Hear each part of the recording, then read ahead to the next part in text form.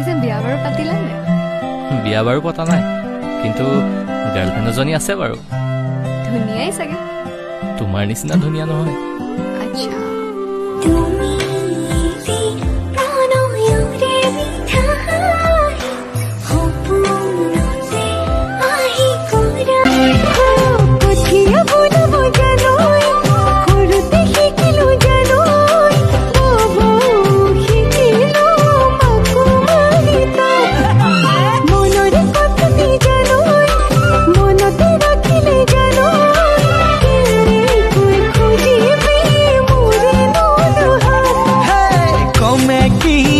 কমে মনৰে কথাটি দিমে কি নিদিমে